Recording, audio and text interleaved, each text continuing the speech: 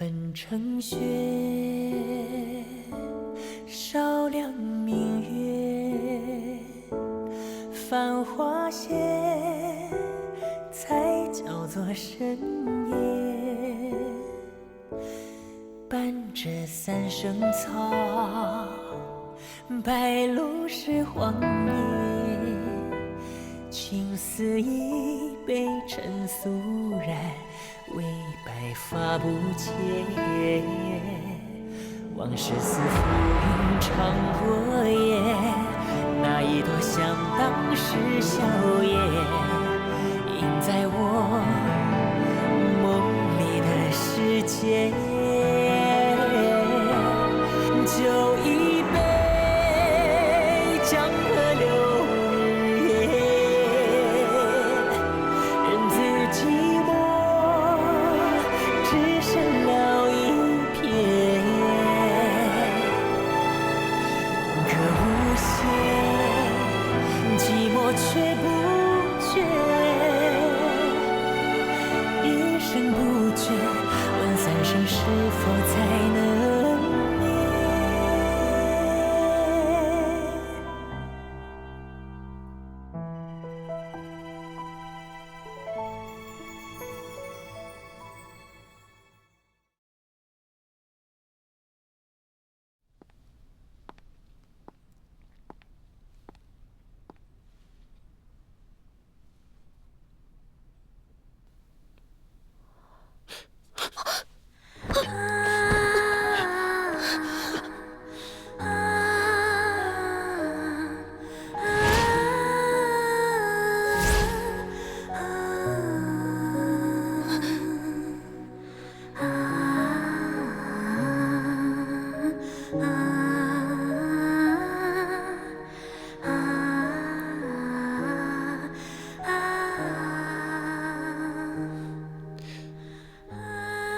你来找我干什么呀？是想来偷袭我吗？二嫂说，你小时候救过他，磕破了额角。磕破额角是真，不过救他的人是二哥。我想他是摔坏了脑子，记不住了吧？那你娶我，跟他一点关系都没有吗？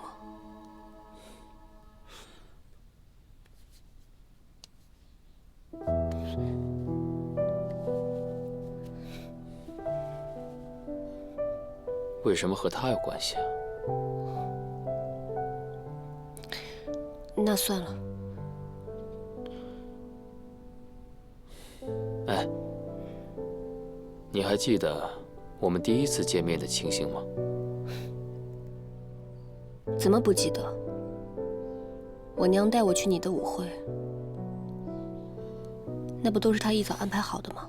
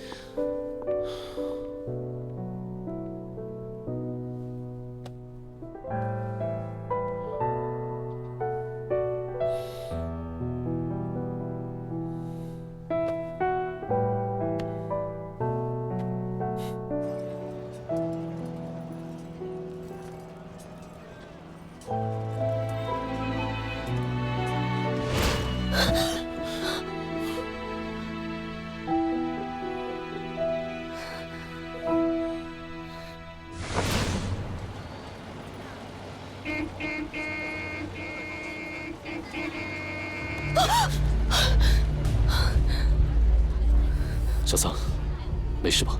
你怎么样了？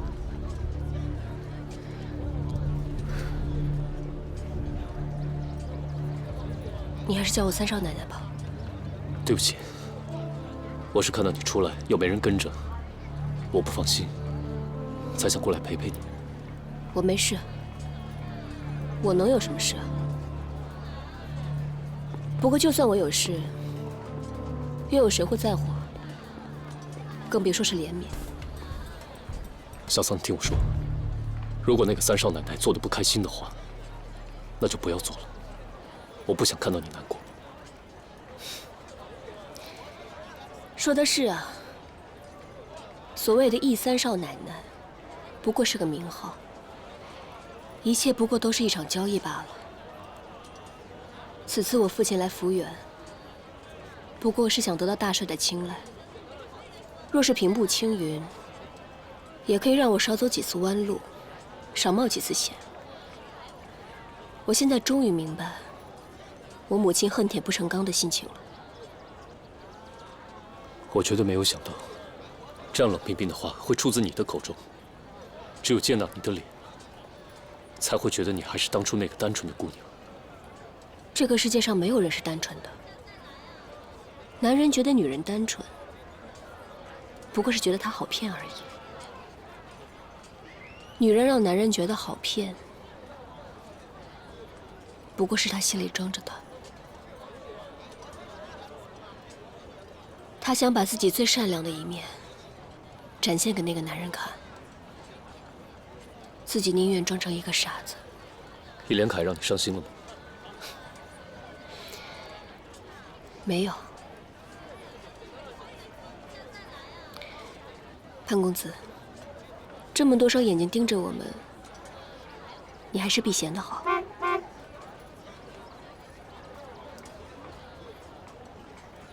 自己小心。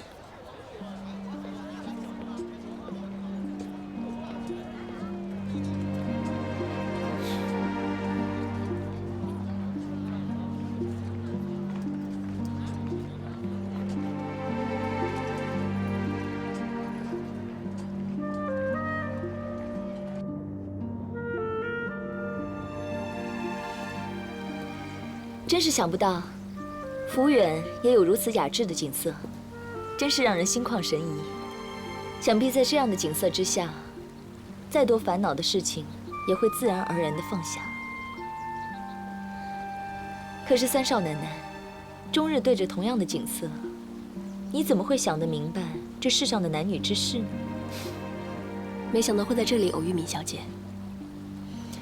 红玉初来乍到，人生地不熟，也没有人带我去四处逛逛。本来我觉得这是军事重地，卖的东西自然样式比较少，但是胜在价格便宜。往日我买的那些上好的粉，要4块银洋，现在居然只要2块3而已。这样一算的话，福源反倒成了买东西的好地方。其实啊，终日在深宅大院里面，日子虽然平稳，但也会因此少了很多选择。这世上的男女之事，不也正是如此吗？虽然我不知道你在说什么，但是闵小姐阅人无数，自然与我不同。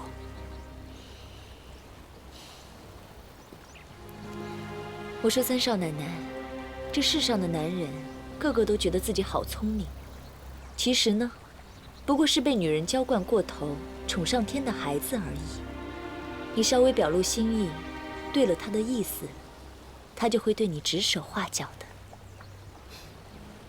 闵小姐聪慧过人。说到这儿，我倒是有些事想请教你。你要从我嘴里挖点东西出去？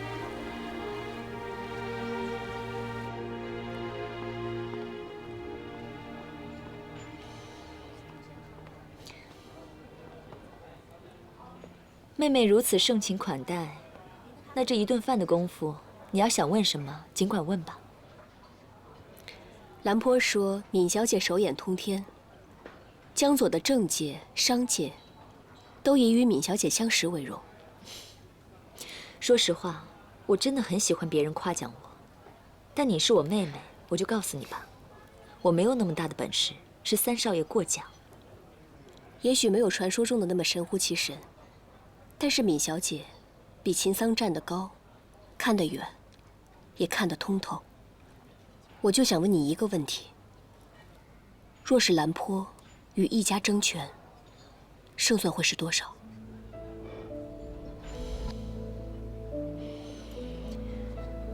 这样一个问题，我其实不知道该怎么说。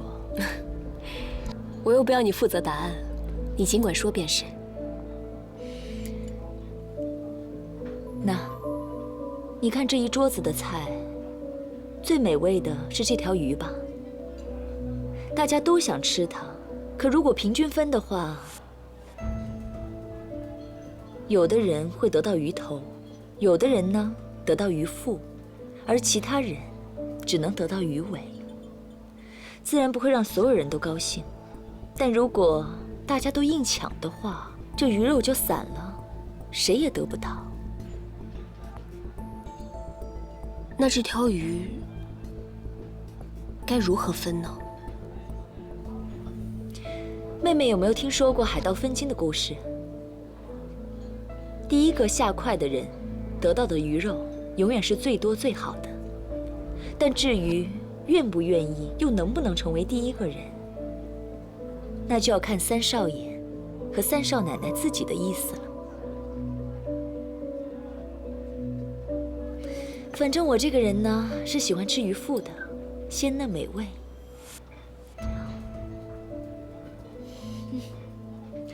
你要不要尝尝？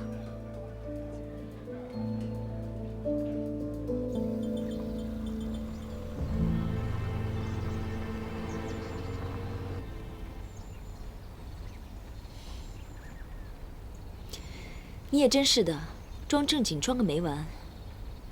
不过倒是那个易连凯，竟然由着你这么对他，我倒对不起他了。但凡是个男人呢，一定会有几分色心，几分火性。你说说，你跟他都睡在同一张床上了，他居然还能当柳下惠，爱你爱到这个地步，你可不要说你一点都没有动心啊。闵小姐这次真是看错人了，她不碰我，不过是厌恶我罢了。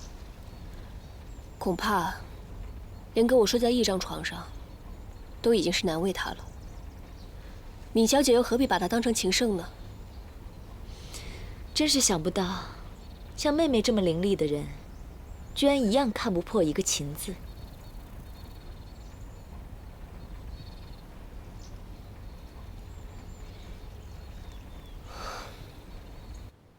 范先生走之前曾与我说，江左之未来在于4个字：联省自治。但我却认为，如今天下大乱，联省自治最后只能造成一个结果：分裂。中国封建专制已有2000多年，这可不是没有道理的。中国这么大一个地方，用专制实在太难，有时候还是要快刀斩乱麻。所以我决定和北方慕容家联手，共同拥立内阁。到最后，这个天下就要看我与慕容辰的较量，到底鹿死谁手了。父亲说的对，只不过此事宜早不宜晚。我看不如这样，中秋之后，双十节前，我就抽调伏军的精锐部队，拉到北方去训练，也好为将来谋取天下做好准备。万万不可！福州的精锐大军是范先生专门为实现联省自治的理想而建立起来的。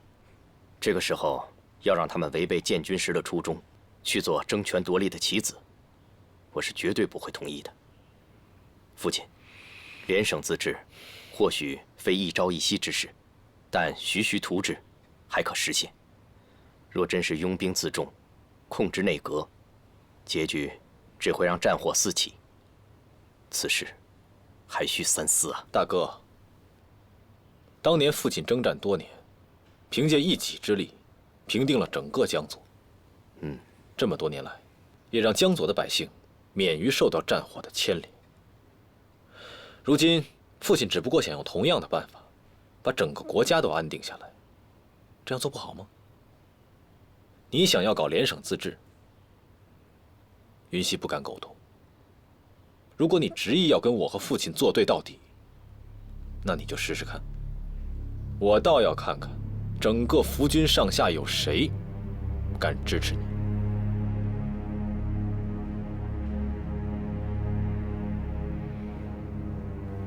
我看此事还需要从长计议，今日散了吧。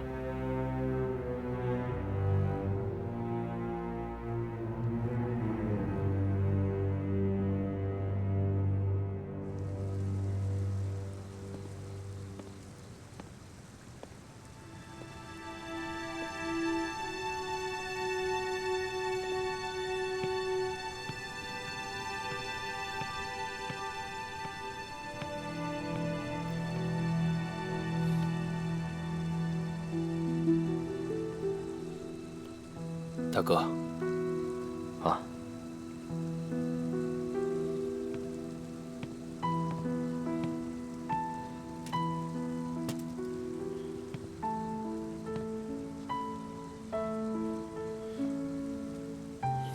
大哥，我想二哥今天说的话，未必是真心实意。他身边的小人多，肯定是有些人在他耳边说了些什么闲话，你别往心里去。他今天话一出口，爹已经责骂他了，我想他已经后悔了。三弟，你不用再替你二哥说话了。其实他是什么样的人，大哥比你更了解。我可以不管，无论他说与不说，这是事实。但是你二哥从小生性急躁，我怕他一时过火，会让易家遭别人唾骂。大哥，你说的这些我都明白，可是我手无军权，也不想和二哥有什么争抢，搞得我们一家四分五裂的。这么多年，我一直都想从易家的权力漩涡中逃离出来，大哥难道不知道吗？我知道你一直让着老二，故意藏住。但是大丈夫有所为有所不为，男人的肩膀是要扛天下的。我说这些，不是为了你，更不是为了我，而是为了整个天下的安定，不再有战乱之祸。老二是我的亲兄弟，我绝对不会伤他半分。三弟，你还信不过大哥吗？大哥，亲兄弟，只争抢，不伤害。好。这大哥跟老三呢，有什么话不能当着面说，非要在背后嘀嘀咕咕的，难不成还要联合起来在背后烦我？云溪，你就是想多了。想想你今天说的那些话，必然是伤了大哥的心。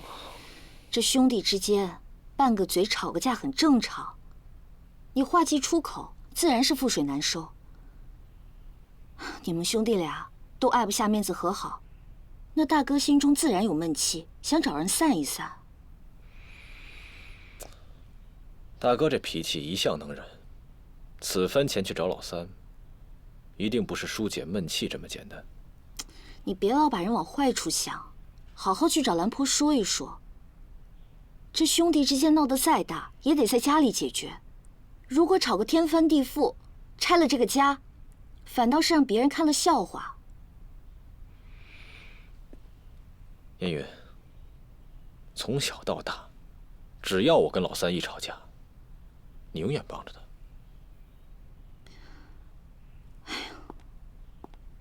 好啦，明天我就去跟兰婆说一说，你呀，找一个和他小时候经常玩的地方谈，看着旧景也能生旧情。有什么事儿，直接说出来就好啊。哎呀，小了。什么小了？以前我小的时候啊，就喜欢爬这座假山。每次爬到这个山顶，就有一种征服全世界的感觉。可现在不一样了，现在觉得这座山小了，以前眼里大的东西，现在都变小了。那你是不是觉得二哥也小了？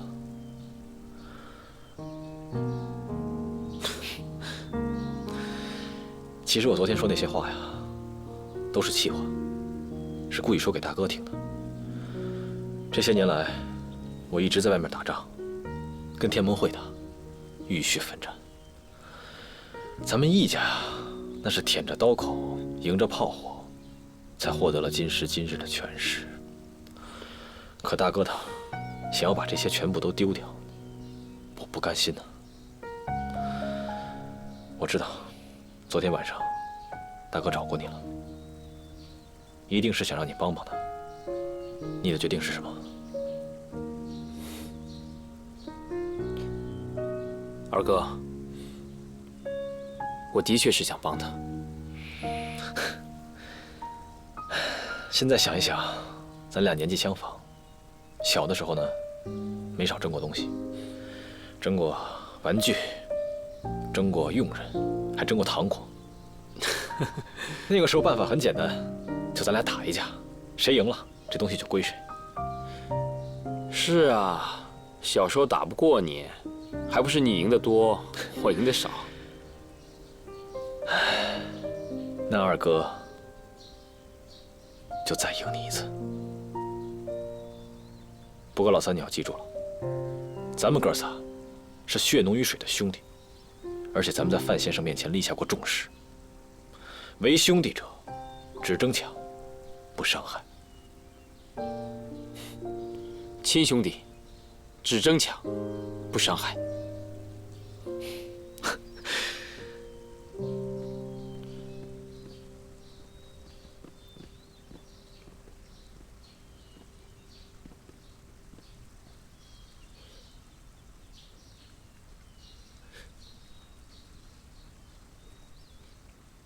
是你啊！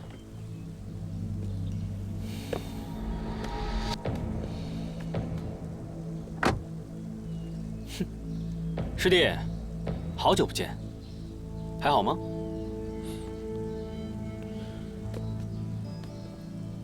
你来干什么？我来的第一是来祭拜师傅的，第二我是来替代师傅做一家的文胆。连花都不带，还来祭拜师傅？带花什么的，只不过是走走形式。我从不拘泥于小事，但是难过，我当然有。首先，我是范先生的大弟子；其次，你们易家早就答应过我，邀请我来替代师傅，辅佐你们易家。只不过师傅他比我聪明，抢占了先机。既然是为师的，我自然甘愿屈居于人下，但是现在不一样了，师傅他走了，我理所应当拿回本属于我的位置。你的位置？我们易家的承诺？我告诉你，你最好尽早的离开福源，不要再出现在我的面前。原来你小子想拆墙啊！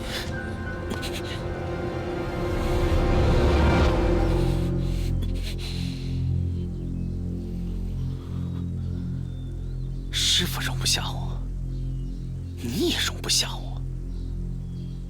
你不会是在温柔乡里边待得太幸福了？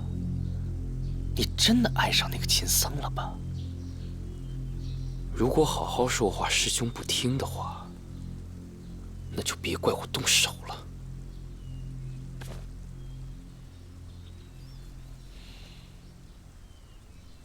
好，有你的一连开，我等着。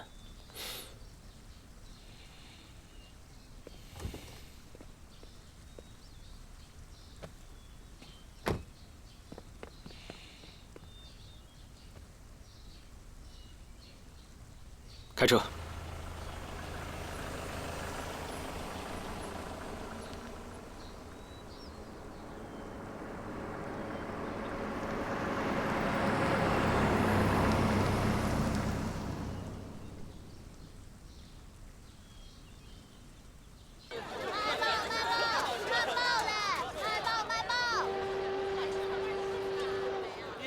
送回来了。哎，别堵着厨房啊！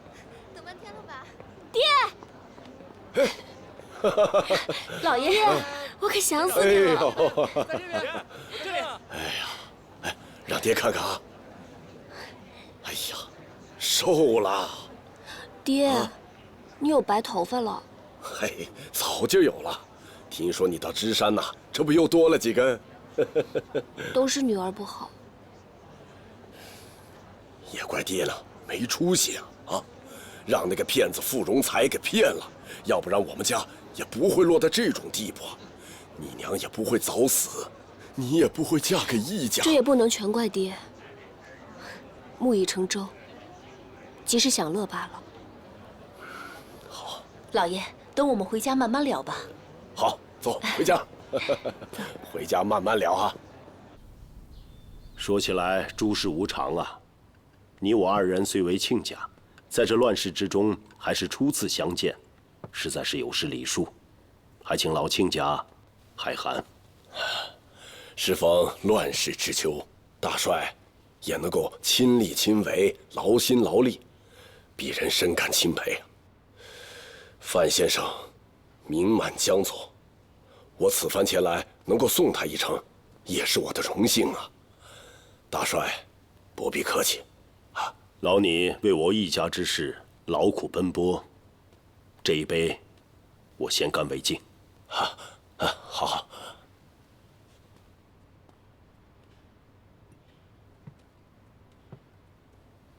光顾着说话了，来，老亲家，尝尝我们特色菜，看看合不合胃口。好。秦桑自幼娇生惯养啊。都怪我们疏于管教，有什么做的不到之处，您告诉我啊，回去我说他。哪里的话，秦桑聪慧过人，是老亲家栽培的好。到底是书香门第出身的，不像我们一介武夫。岳父，您不知道，小桑自从嫁到我们易家之后，就爱吃这口，您赶快尝尝吧。是桂花栗子羹吧？还是您了解他？哎呀，从小就爱吃这口啊！哎呀，每次啊，他都要糖。对，其实啊，正经的做法不是这样的。他随他妈就爱吃甜食啊。亏你考虑的这么周到啊！岳父过奖了。论周到的话，我比不过秦桑。他日我在芝山被围，他冒着生命危险只身前往。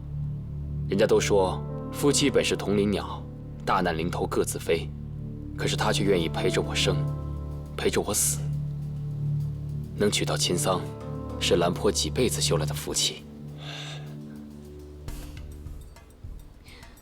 我爹这趟芝山之行，救人不成，却不幸遇难。幸好有秦桑在，我想我爹要是知道了，一定也会含笑九泉吧。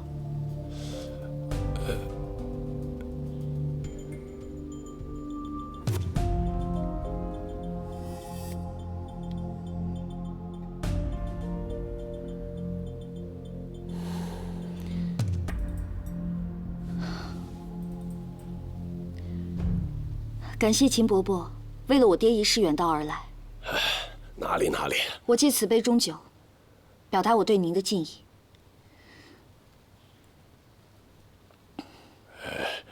这个话说回来啊，跟范先生也算是对头亲家了啊。能为他尽微薄之力，也是应该的，请不要放在心上。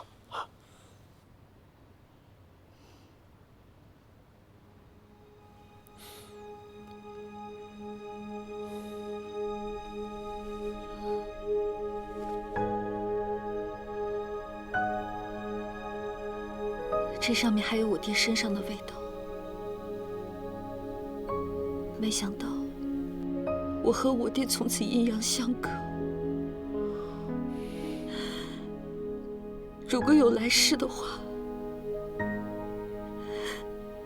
我还要做你范之恒的女儿。爹，你听到了吗？爹，你回答我呀！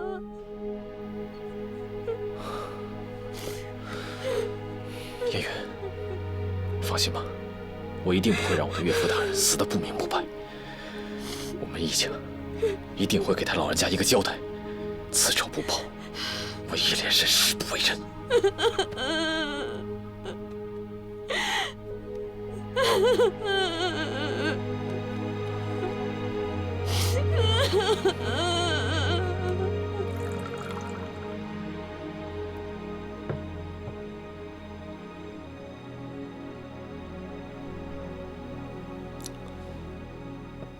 老卿家一代举人，必是见多识广。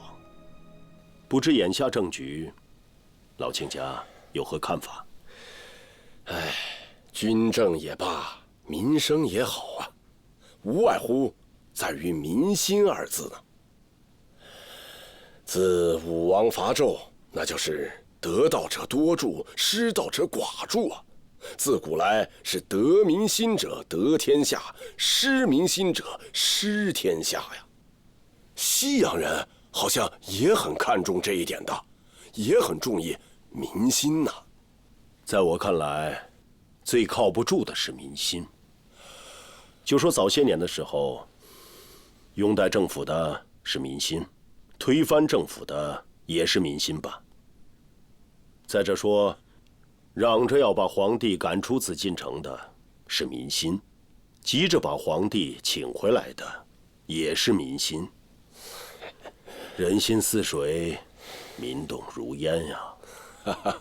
您只说对了一半呐。这个有道云：取决于民心而失于民心，这自古来就是这个道理啊。我看这倒也未必。西洋人的政治模式，就算再好，也不能复制。鞋子穿的合不合适，只有脚知道。可是放眼天下，你看多为圣者都是敢为天下先之人呐。啊，就算华盛顿在美国闹了一场美国革命，当上了美国总统，可是他就干了2届，就自动不愿意再干，这也就是这个道理呀。老卿家不愧为举人，确实见解不凡。惭愧惭愧。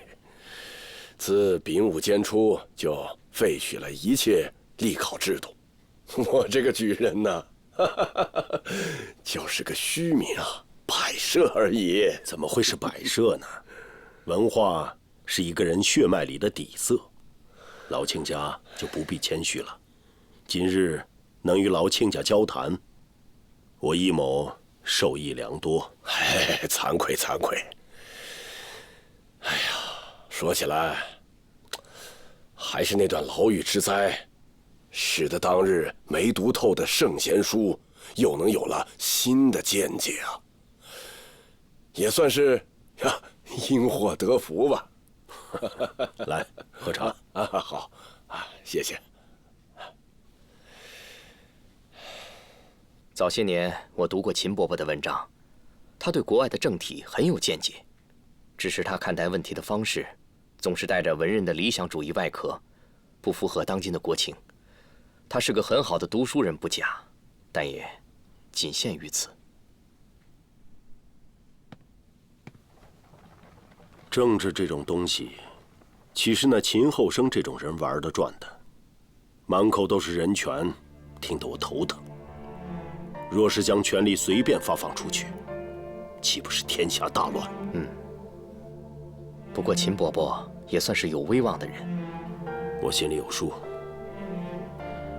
秦后生这一套早就落伍了，可是他自己却浑然不知。依我看，秦伯伯也不是落伍，只是和我们政见不同罢了。若不是生不逢时，说不定有一番大的作为也是有可能啊。行了，不要再说了。难道你也想跟秦后生推崇花旗国的那一套？我们可不是洋人。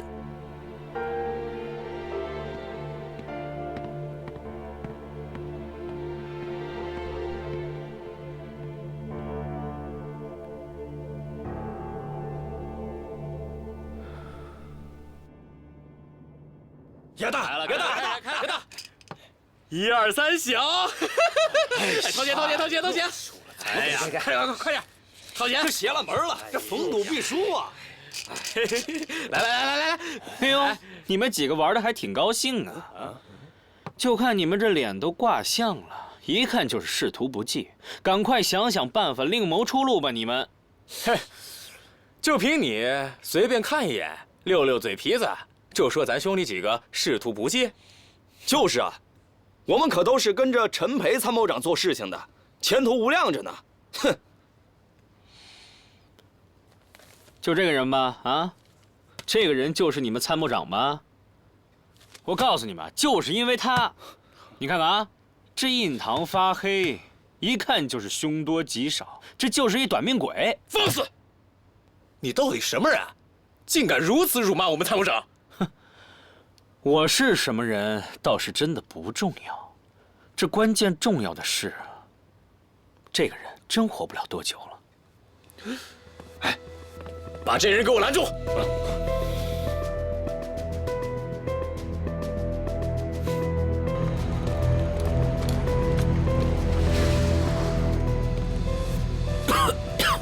下来，走。长官，他说你印堂发黑，命不久矣了。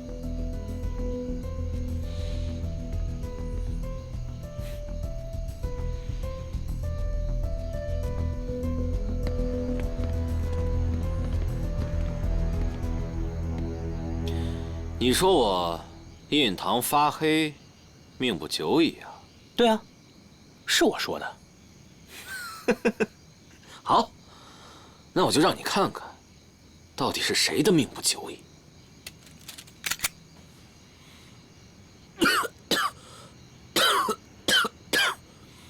哎，大名鼎鼎的陈参谋长，如果你现在开枪把我打死了，就刚才你的2声咳嗽，很可能会要了你的命。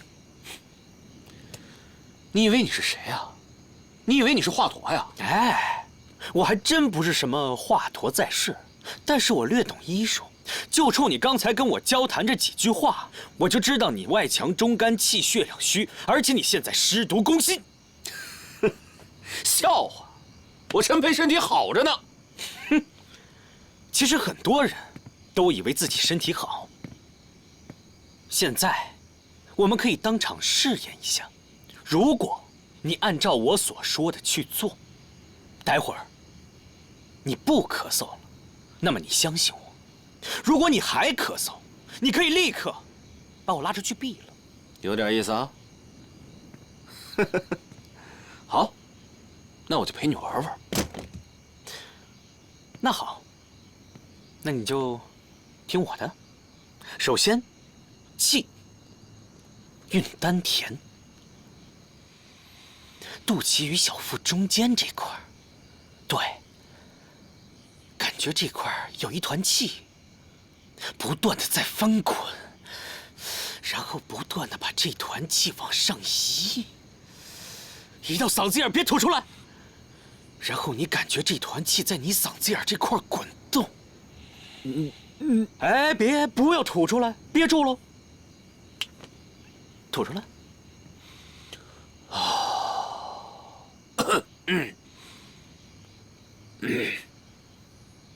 哎，是比刚才舒服多了，信了吧？还傻站着干什么呀？啊，快搬把椅子来！来，先生请坐。请坐。哼，刚才治好你的咳嗽，其实不是关键的。我来这儿的真正目的，是要和你说一下当下的时局。请讲。其实李帅现在岌岌可危，慕容家对他虎视眈眈，但是你浑然不知。如果你死了，对李帅来说根本算不了什么。不过我知道你陈培陈参谋长英明神武，胸怀大志。你来到李帅麾下，就是想有所作为，成就一番事业。但是，你这样不但会败了李帅的江山社稷，你会成为千古罪人，身背骂名啊！先生，照你这么说，我该如何化解呢？哎，你还先别着急。怎么化解？等会儿我会告诉你。我还要说你现在最要命的一件事情，就是你自命清高。哎，这话你还真别不爱听。你不但是身体外强中干，你在整个10局里面你都外强中干。你知道在李帅身边有多少个像你这样的人吗？有无数个。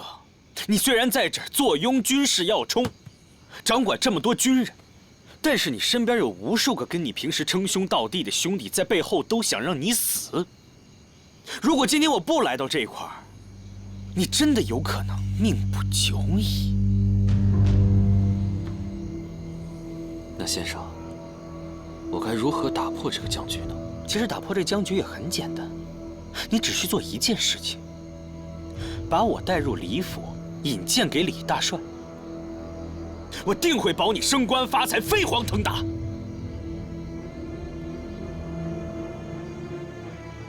你愿意吗？爹。啊。这粥是你让他们熬的吧？嘿，你呀，小时候不爱吃饭，还是你娘有办法啊，往这里边放一些牛轧糖。你小时候能吃1大碗白米粥呢。这次爹啊，从前平回来，带来了一些，告诉厨房让他们放进来点儿，怎么样？嘿，我女儿就爱吃这口。这牛轧糖可真香，还是小时候的味道。爹只知道你爱吃甜的，不知道你心里头这么苦啊。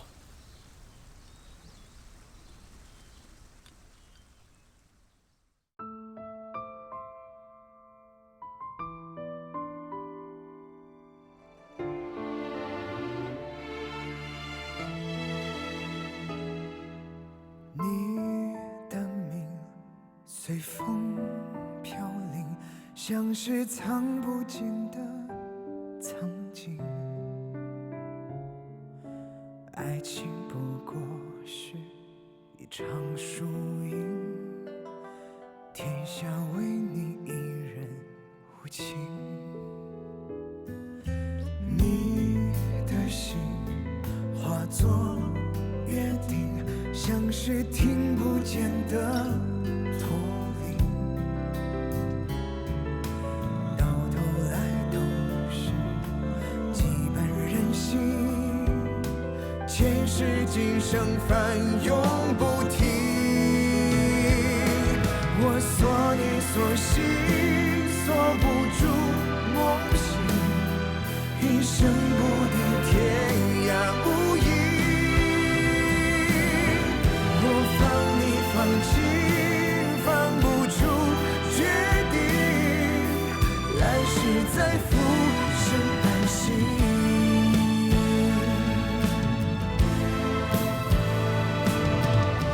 天不平，远近的空气，到不了你的骨体。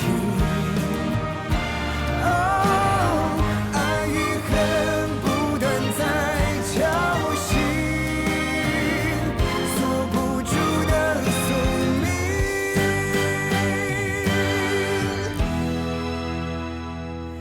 我锁你锁心，锁不住梦醒，一生不定天涯无垠。我放你放弃，放不出决定，来世再